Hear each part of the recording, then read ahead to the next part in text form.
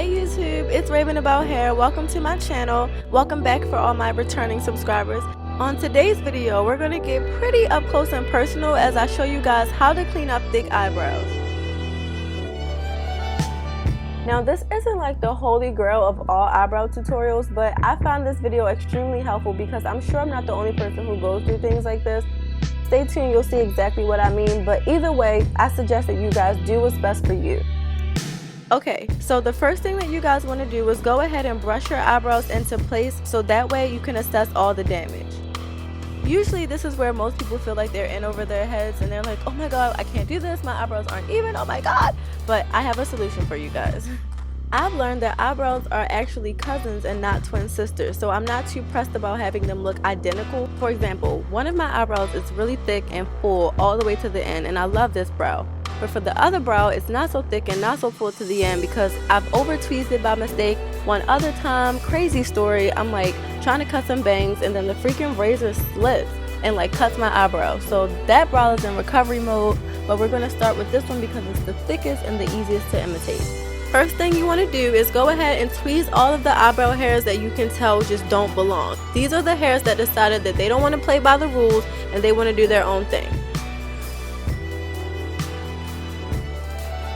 Now mind you, this step is actually optional. I mean, not everybody has unruly forehead hair like me, but if you do, you want to get that out the way so you can actually see your brow. Okay, next you just want to use your eyebrows' natural shape as the guide to get rid of unnecessary hair. And the unnecessary hair is usually the lighter hair that's over top of the darker, more thicker hairs. Here you can see exactly how I'm removing those, and I'm working pretty close to the brow, so I'm using small strokes. When you're done with that, you should have a nice neatly shaped brow, and just for finishing touches to make everything nice and crisp, you want to go ahead and trim up those extra hairs for that fresh out of the threading chair look.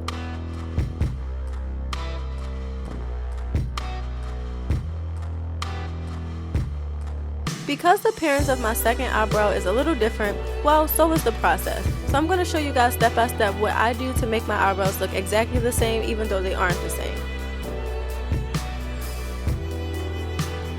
It is extremely important for you guys to refer to the other brow at any point when you're doing your eyebrows. Even though they're not supposed to be identical, you still want them to look somewhat the same. Although your second brow has less hair to work with, you still want to try to make a similar shape without taking away too much. Make sure that you're taking your time because this is already the hair that's kind of skimp, so you want to be very, very, very careful. Just kidding. I know you guys are like, what do you mean be careful? We don't know what we're doing. For this part, you just want to use your eyebrows peach fuzz that's growing in as your imitation filler. Now I know these hairs look like the hairs that we tweezed off on the other side at the top, but we're going to leave these because this is the hair that's growing in. As you can see, the eyebrow already has a nice shape. The only thing that I'm doing now is to just make sure that I keep the eyebrow as thick as possible. Earlier I showed you guys how I have a little bit of a problem with this brow, but as you can see, it doesn't really look that bad and I don't worry about it too much because I'm going to just use an eyebrow pencil to fill it in. So I just continue the same steps for the top, getting rid of all my unruly forehead hairs, avoiding getting too close to the gap so that I don't make a mistake and tweeze too much hair off. And I'm just going to shape that up to make it look as polished as possible for my skimpness while referring to the other one as a guide. Because you're pretty much imitating at this point, the second brow usually doesn't take that long, especially because it doesn't have a lot of hair on it.